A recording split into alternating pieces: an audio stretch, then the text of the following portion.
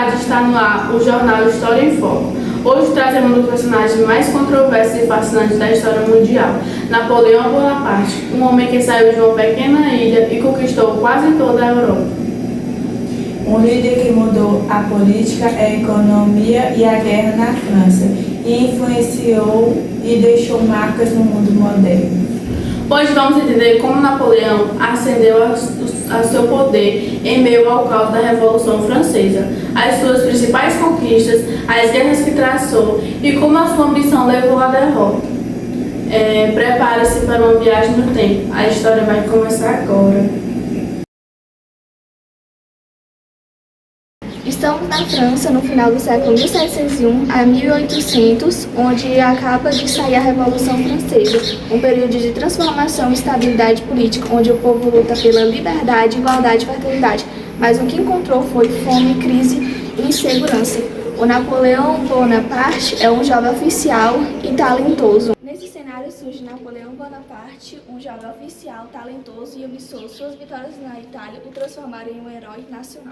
Nesse cenário, em 1799, Napoleão Bonaparte pediu apoio, onde deu o golpe 18 de maio, instalando e consolando com ele no comando. Ou seja, em meio à crise, a França buscava um salvador, e Napoleão soube apresentar exatamente assim, como um homem capaz de restaurar a ordem. E ele não só restaurou, como concentrou o poder nas suas próprias mãos. Exato, o jovem general que dizia defender as ideias da Revolução acabaria se tornando o novo imperador da França. Mas antes disso, ele reformou o Estado, reorganizou a economia e conquistou a confiança do povo. Em 1408, na França, Napoleão Bonaparte promoveu ser imperador da França. Ele próprio colocou a coroa na sua cabeça. E ele fez um gesto simbólico, onde dizia: o meu poder vem de mim, não vem do Papa e nem de ninguém. Napoleão Bonaparte promoveu criar código e base nas leis civis e na administração e na educação.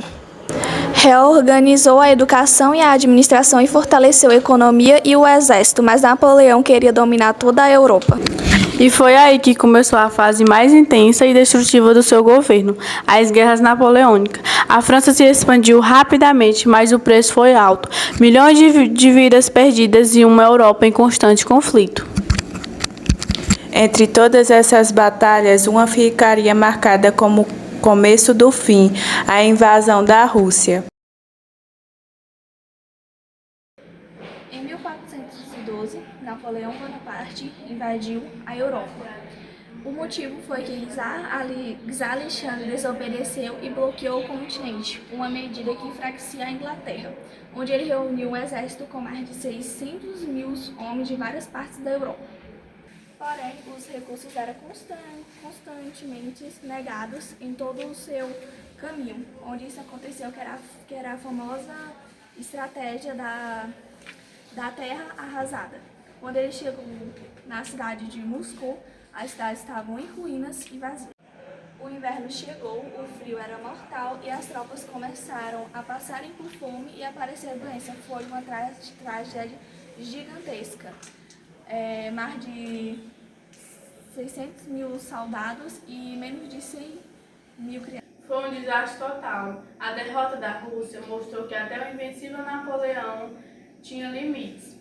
A partir dali, o Império começou a desmoronar, uma verdadeira virada na história da Europa. Professora, depois da derrota na Rússia, Napoleão ainda conseguiu voltar ao poder? Como isso foi possível? Na verdade, ele conseguiu realmente voltar ao poder. No ano de 1814, ele teve uma série de derrotas, ele teve que abdicar e ter sido exilado na ilha de Elbas, perto da Itália, centro da França. Mas no dia seguinte ele conseguiu voltar para a França e foi recebido com entusiasmo pela população. Esse retorno que ele teve foi chamado de governo de 100 dias. Um verdadeiro retorno triunfal, mas também desesperador. Napoleão tentava provar que ainda podia governar e restaurar a glória da França. Exatamente, ele prometeu que iria governar de uma forma moderada e institucional. Porém, as potências da época europeias, que eram a Inglaterra, a Áustria, a Rússia e a Prússia, formaram uma nova aliança para que eles se desconstruíssem e marcharam contra ele. E o resultado foi a Batalha de Waterloo em 1815. Sim, essa batalha definiu o seu fim na carreira, né? Ele, após essa derrota desta batalha, ele teve que se exilar em uma ilha chamada Santa Helena, que fica no Atlântico. E ele ficou nesta ilha até a sua morte, em 1821. É curioso, Napoleão construiu o império em poucos anos e perdeu em apenas 100 dias. É uma trajetória que mostra que o poder pode ser tão temporário quanto grandioso. A história de Napoleão Bonaparte é um exemplo de genialidade e tragédia.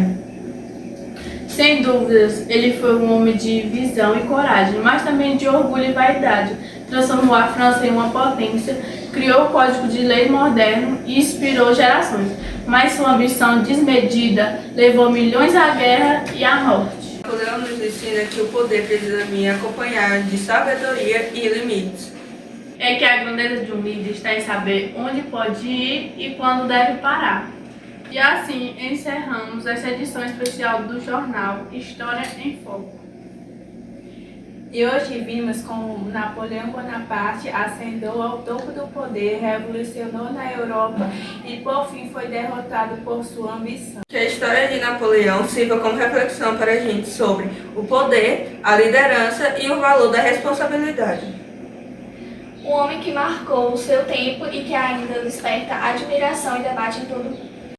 Obrigado por nos acompanhar. Até o próximo História em Foco, onde o passado ganha vida diante de você.